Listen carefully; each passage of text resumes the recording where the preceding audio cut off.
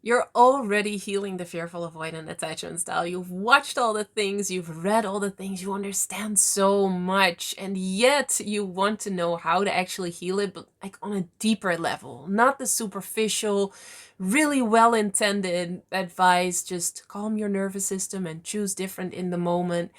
It's not bad advice, but it just doesn't satisfy what you want to understand. I am Aline, and I am so happy you are here because that's exactly what we're going to talk about, how to actually heal the deeper layers of the fearful avoidant attachment style, because that's where the magic happens, and that's where you really get this freedom that you're maybe craving and that I so wish for you, because going through life being triggered, and it can be exhausting, right? To have the fearful avoidant attachment style have such an impact on your life. So I'm so happy you are here because you have already done so much and you've done well. And I just wish for you to, get that last little bit and get those deeper layers of the fearful avoidant attachment style. So what we're gonna do is we're gonna walk through 4 steps to get to the deeper layers and to how to heal them and what is important with that and what isn't, so that you have what you need on your journey, whatever that looks like. Um, and if this is the first video you're seeing of me, I do want to mention I'm not making all of this up. I've healed the fearful avoidant attachment style myself. 15 years ago, I was in the crash state for years, and I've healed and I've been dominantly securely attached now for the past 5 years. And after that, I've been able to help so many, over 3,000 amazing people heal the fearful avoidant attachment style with a program where we actually measure whether it works or not, and it is proven effective. So I have learned a lot. I am not saying I have all the answers, but I have learned a lot about the fearful avoidant attachment style on all levels. So the first step to healing the deeper layers is to know the very specific deeper layers. Of course, understanding is important. It is such an important part, because otherwise, how do you know what to look for, what to heal? So I'm just going to give you the deeper roots, some of the most important ones and some of the ones that get missed the most. So the first one is the belief I am a bad person and I hurt people just by being myself. And this is a belief that pretty much all fearful avoidants have, but it can be so subtle that you're not really aware of it. And it can also be that you're thinking, but wait, I wasn't a bad kid, because that's where this stems from childhood. I wasn't a bad kid. I was always a very good kid.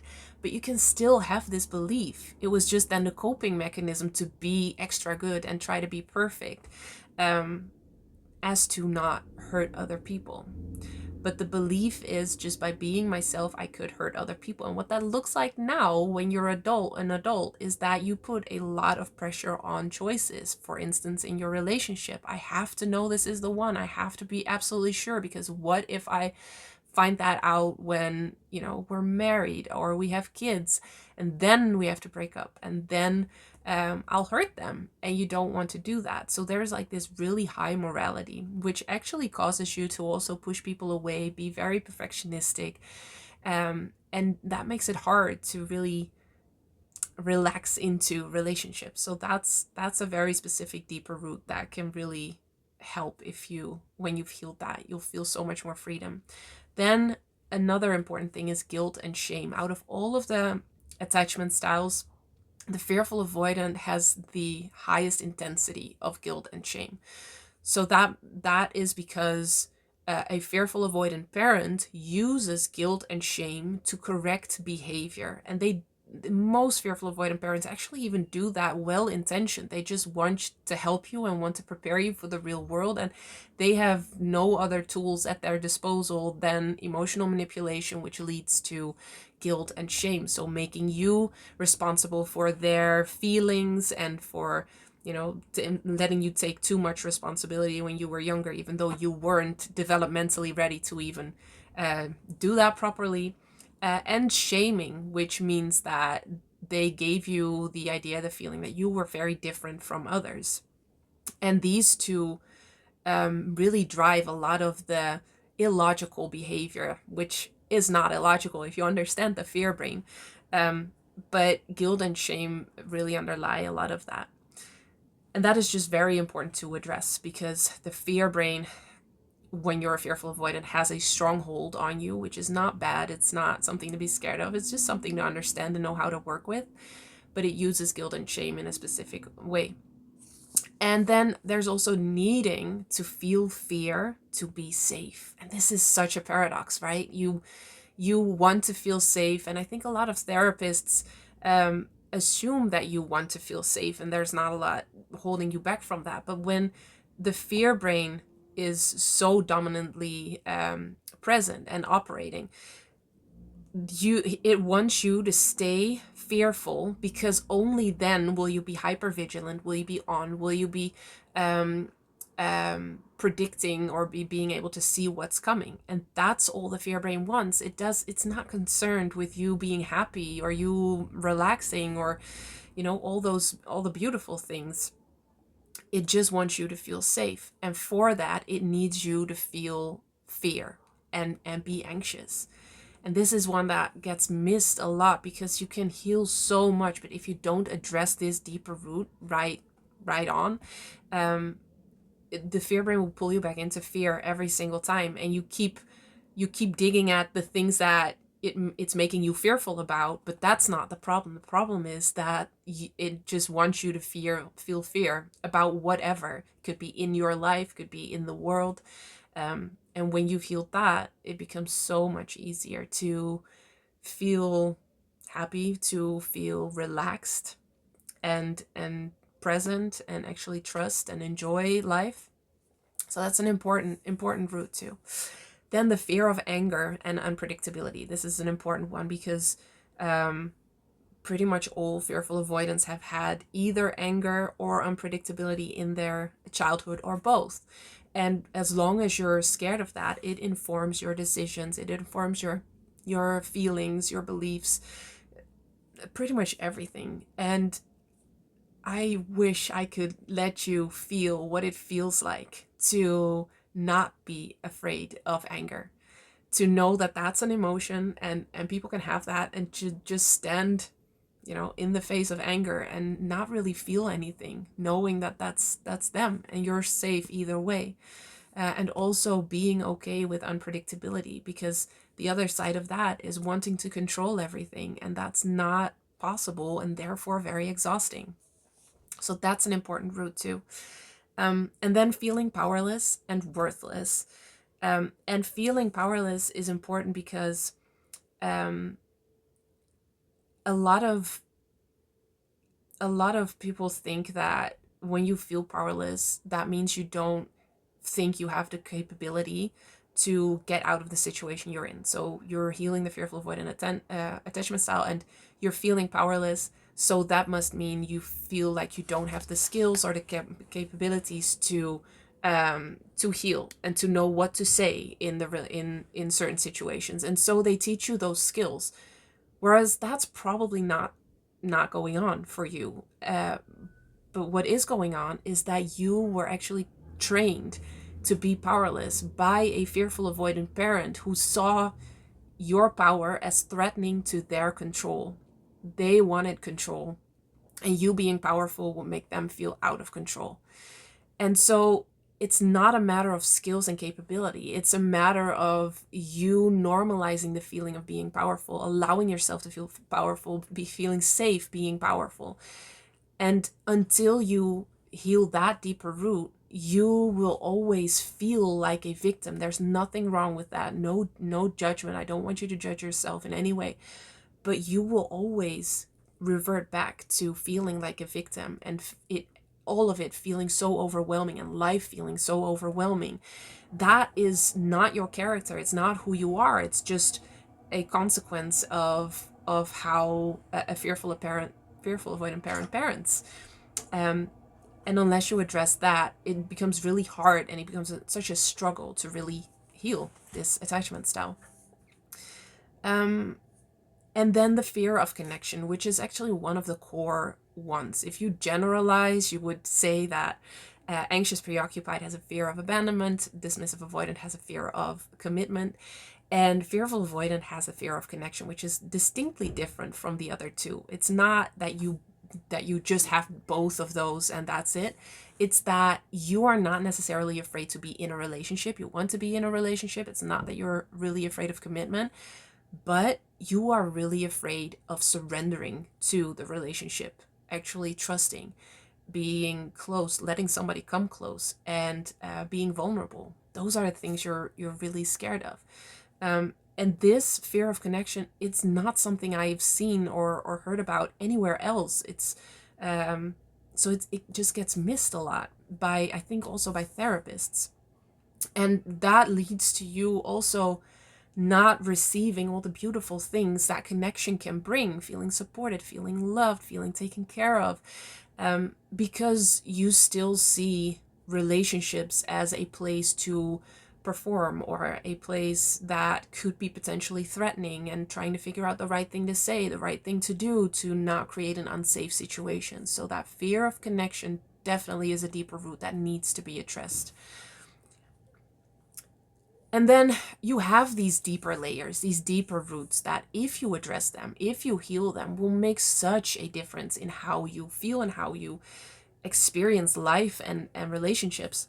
But then how do you do that? How do you actually heal those? And this is where a modality comes in, a tool comes in that helps you release it from the body, because it's not enough to just talk about it and just understand it and just kind of calm your nervous system. Those are wonderful, but it won't be enough to actually heal these deeper layers. It's not a matter of just practicing. It is possible, and I would say necessary, to actually release it from the body. Out of all of the attachment styles, the fearful avoidant attachment style is the most focused on feelings and the most driven by feelings and emotions and sensations. And it's so important to find a way to release it from the body.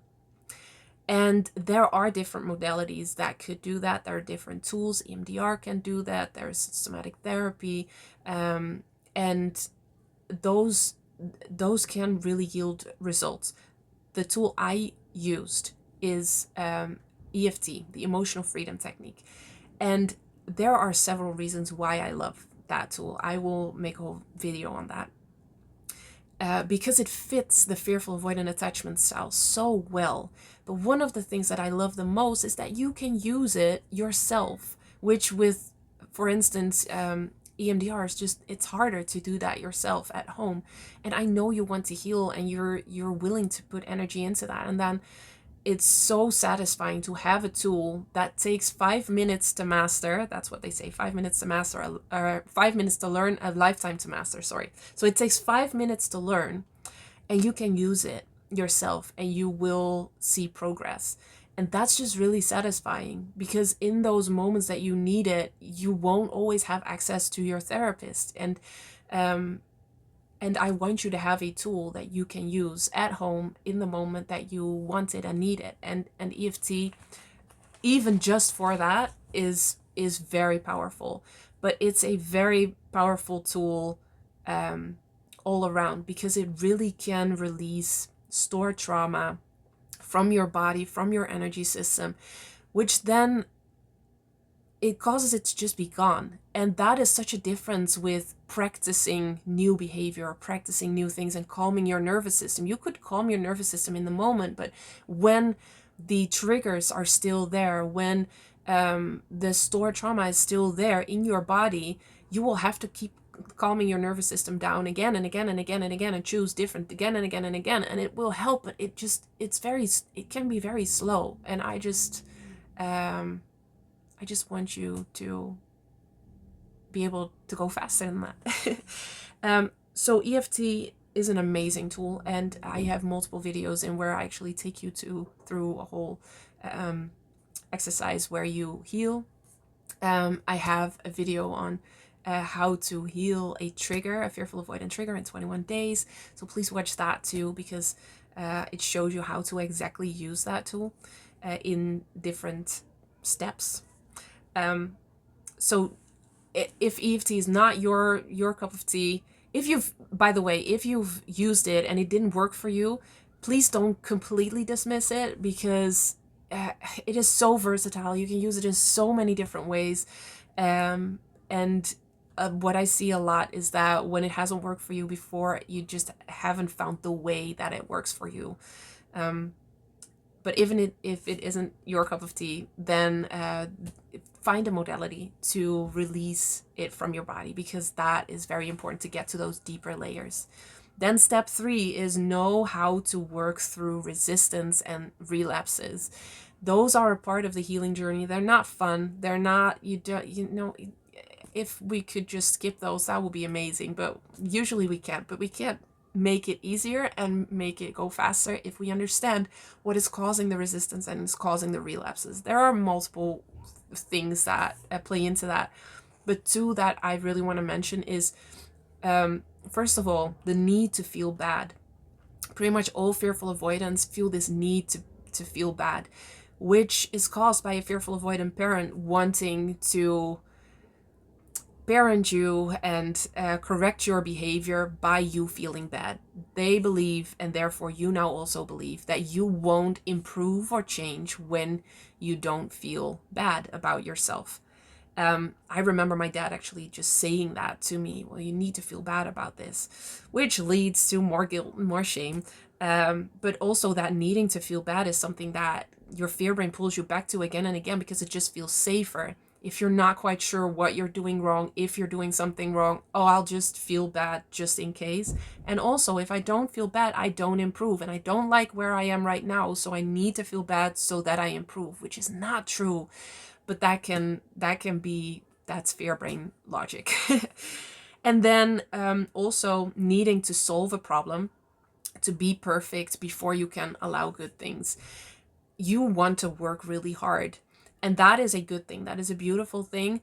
But when it's fear driven, I have to work hard in order to prove my worth. I have to perform in order to prove my worth.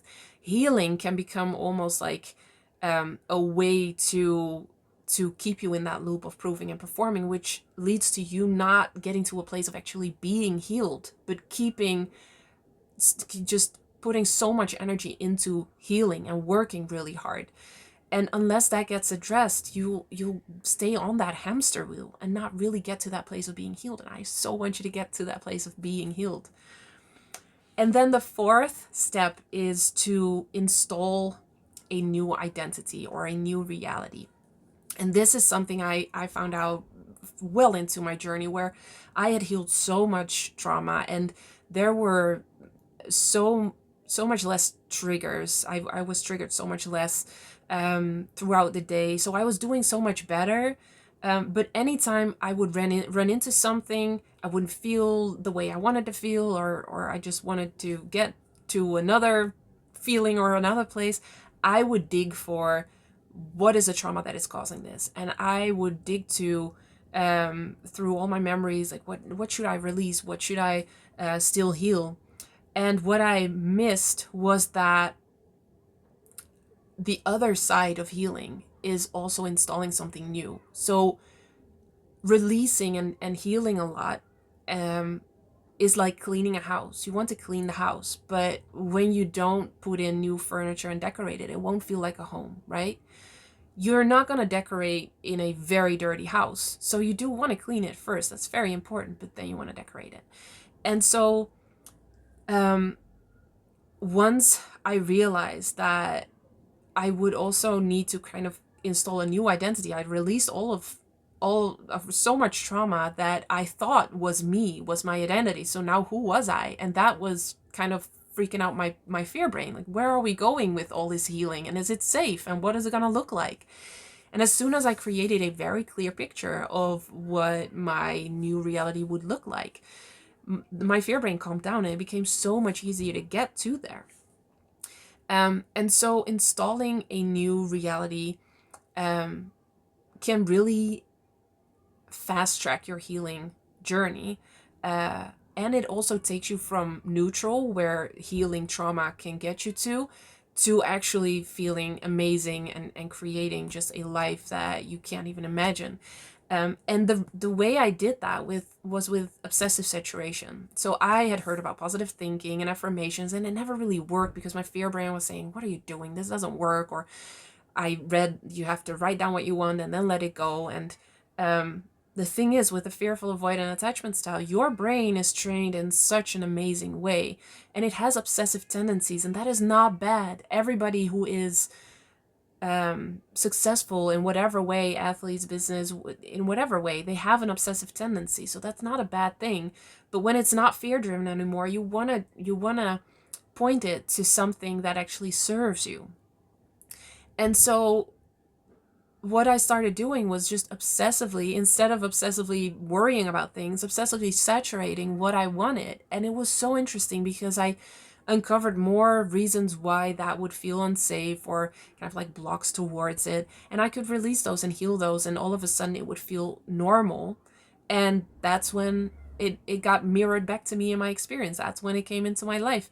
And that's when I started feeling that way, the way I wanted to feel loved, feel happy, whatever it was. And so obsessive saturation is just, I'm still using it because it's just amazing. Is an amazing tool to actually heal and to actually feel healed. And it's two sides that really need to be addressed. So those are 4 steps to actually heal the deeper layers of the fearful avoidant attachment style. I really am curious whether this was valuable because I really wanted to just give you the how. And you now have the deeper roots that are important. You have, so the deeper layers, you have a tool, you know how to, or at least what influences the relapses and the resistance to healing, and you have a tool to not only get you to neutral but actually feel so much better.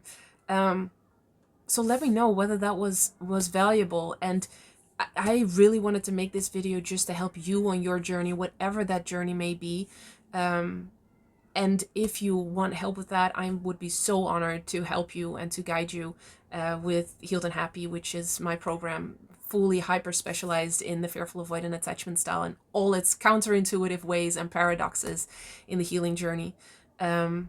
Just know I'm here for you, and I just want to help you on your journey. And I so wish that freedom for you. So thank you so much for being here, and I will see you in the next one.